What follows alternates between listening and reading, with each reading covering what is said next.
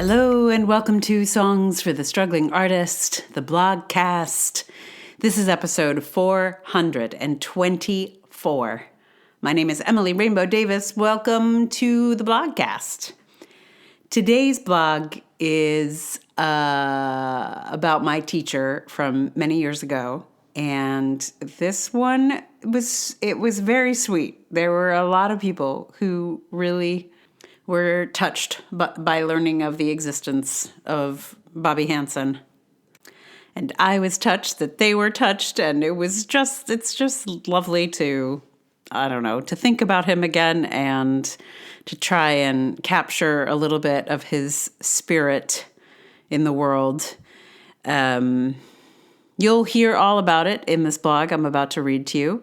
If this is your first time listening to the blogcast, welcome. I'm so glad you're here. What's going to happen is I'm going to say another couple words, then I'm going to read this blog to you, and then I'm going to play you a song that is related to the blog. And in this case, I wrote a song for this blog, so that doesn't happen every day. So this is going to be an extra special episode. But here it is, an ode to Professor Bobo. A video I saw on Bsky of a guy playing a cigar box guitar while wearing a tin can helmet/mask made me think of a teacher I had many years ago. That teacher told us to call him Professor Bobo. His name was Bobby Hansen. And he wore loud Hawaiian shirts with even louder wide neckties. He had a big white and gray beard, and his straight gray hair was cut a bit below his ears. He had the look of a 70s Santa on vacation. I adored him. I took a workshop with him at Penland School of Crafts at the suggestion of a friend who was a full-time student there. Even though I didn't have any particular interest in his subject matter at the time, she knew I would be inspired by his style. The class was tin can artwork, and today I'm even gladder that I took that class than I was at the time. The thing about Bobby Hansen was that it wasn't just his art that was his art. It was his whole way of being in the world that was art. At the time, I enjoyed it very thoroughly and found the whole experience very refreshing. But now I see it as radical, brave, and aspirational. I would like to live as Professor Bobo lived, joyfully, irreverently, playfully, inventively, boldly, and with tremendous verve. I don't know how he made a living. He taught at Penland fairly often, I think, and probably at other craft schools. Are there other craft schools? And maybe sometimes he sold his tin can artworks or his book, but I cannot imagine any of it managed to bring in a whole bunch of money. But I literally cannot conceive of asking him about such a vulgar topic as making money. He was a clown and a craftsman. In my class, for a finale, he handed out many of his instruments that he'd made out of tin cans over the years, and we went and visited various other studios and sang Amazing Waste very loudly and badly until they begged us to stop. That was our directive anyway. No one ever begged us to stop. Sometime after our class, he mailed me one of the most delightful envelopes I have ever received that contained a printed out collection of photos from our class. He did not need to do that. He had not promised it. I think he maybe enjoyed working on my candle in with me and my own irreverent clown energy. Or maybe he sent them to everyone. I lost track of him over the years, though I assumed, given his age when I met him, that he might have left us at some point. I found out that we lost him in 2015 while doing my Google today. R.I.P. But I have kept that envelope he sent me, as well as my candle in, and the tin can notebook I made in his class, and he has continued to have an influence. But in searching for some image or article or anything of Bobby Hansen to share with the tin can cigar box man, I found this short video about him and his work and found myself newly inspired.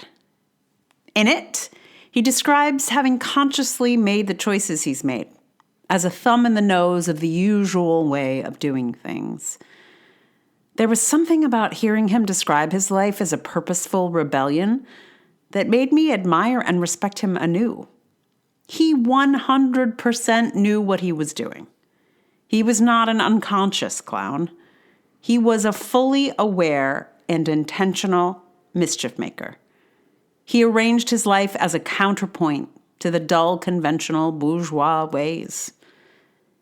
He made unmarketable art, wore unfashionable clothes, made a racket everywhere he went, and generally stirred things up in a jovial, wacky way. If you met him, you didn't forget him. This week, after 2 people in a row asked me how I spent my time, I got a little self-conscious about my weirdo way of life. I got insecure and embarrassed about my unconventional days and my unreportable hours. Then today, I saw a video about my teacher, Professor Bobo, Bobby Hansen. And I thought, no, damn it, I'm not counterculture enough. Until I have a barn full of weird art, I have not achieved my dreams. So thank you, Professor Bobo. I play my candle in your honor. Maybe I'll gather a bunch of loud clowns with tin can instruments and go play in a corporate lobby until they beg us to stop. So depending on your podcast app, you may or may not be able to see the picture that goes with this blog. It's basically the thing that he sent me, which is all the pictures from our class. And there is a picture of him playing a flamingo, which is delightful. So if you can't see it, there's always a link to the blog within the show notes. I will post the first paragraph of the blog at the beginning of the show notes, and then the next bit is going to be a link to the actual blog. So you can go to artiststruggle.wordpress.com, and it's just a few down. And I will also pull out the link to the video of Professor Bobo doing his thing. It is a real delight. If you missed it when you read it, now I shall give it to you direct in the show notes. You can go straight there. It is a real treat, and it's maybe 4 minutes tops. I think it might even be less. Anyway, check it out. Also, I just want to shout out my buddy over on Bsky who inspired this post. I believe his screen name, his persona name, I don't know. Tin Can Android is the guy's name, person's name. And it's been a treat to sort of make a little circle of inspiration. So after he read this post, he made a whole video playing his canjo. He has a canjo. Can you believe it? Anyway, so check it out. Follow his stuff. You can see him wearing his amazing helmet, hat, I don't know, head, and playing his tin can instruments, which, the canjo that he's playing looks very similar to one that Bobby Hansen made. So there is a spirit that flows through all of these fellas. Woohoo! So yeah, if you're on Bsky, I think that's the best place to check that out.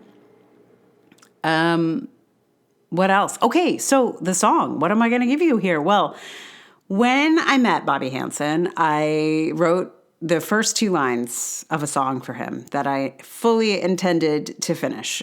This was in 1998, my friends. That is when I thought I would finish this song. Well, it's 2024, and I finally finished it. Unfortunately, too late to share with Bobby Hansen, because he is no longer with us, at least not on the planet in a physical form. I think he is with us in spirit, for sure. But anyway, it took me this long, because basically, I had an idea about the song, and I just, it took effort, and somehow I just never made the effort. Anyway, I'm sorry, Bobby Hansen. I had a song for you this whole time, It's just I never got past the first two lines. But I have now. So I'm going to play that for you all now. I wish I were playing it for you on my Candolin, but alas, my Candolin is in Virginia at my mom's house. It does not travel well because there is no Candolin case that you can put it in. So it has not yet made it to my home here in New York. It will one day, I promise. And once I get my hands on it, I will see if I can record this song with the Candolin. So for this go around, it's on guitar. And that's okay. In fact, when we did our little concert when I was in the class, I did play the guitar that was fundamentally just a guitar. Although I do believe it was made out of a film canister. So in any case, once I get my hands on my tin can instrument, I will see if I can goose this one up a little bit. So I'm going to play that for you in just a minute. Meanwhile, thank you so much for listening. If you like this podcast, please tell someone about it. Like, review, subscribe. If you would like to support it with your dollars, that would be amazing. Patreon.com/Emily R. Davis is the hot spot, the best spot. But there's also Ko-fi, there's PayPal. You can do a paid subscription on Substack where you'll get blogs like this for free if you would prefer. But if you would like to support me, that would be amazing. And if you have a place that you like to support artists that I am not yet on, please let me know. I will join it. And mostly, I thank you for listening and for any weirdness that you possess, and can enjoy in honor of Professor Bobo. Anyway, I shall play you now the song I wrote for him, and it is called The Tin Can Man.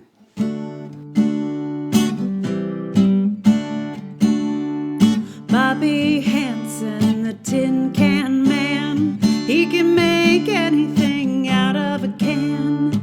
He can make a teacup, he can make a horn, he can make a lunchbox or an ear of corn. He can make a lampshade or he can make a lamp. He can make a medal to designate a champ.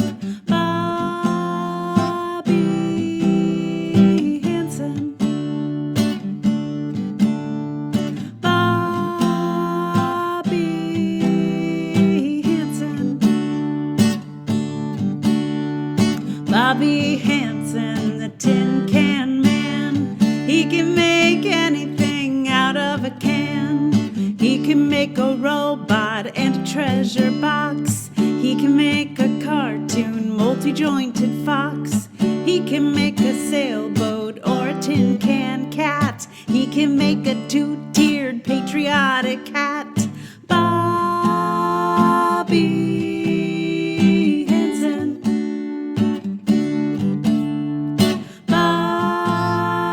Bobby Hansen. Bobby Hansen, the Tin Can Man. He can make anything out of a can. He could make a briefcase, he could make a fly. He could make a jointed puppet kind of guy. He could make a weather vane, he could make some boots. He could make a toy truck with a horn that toots. Bobby Hansen, Professor Bobo. Bobby Hansen, Professor Bobo. Bobby Hansen, the Tin Can Man. He can make anything out of a can. He can make a cactus, he can make some chimes. He can make a piggy bank to store up all your dimes. He can make a canjo and a candolin, or a candelier to put your candles in. Bobby Hansen, Professor Bobo. Bobby Hansen, Professor Bobo. Bobby Hansen,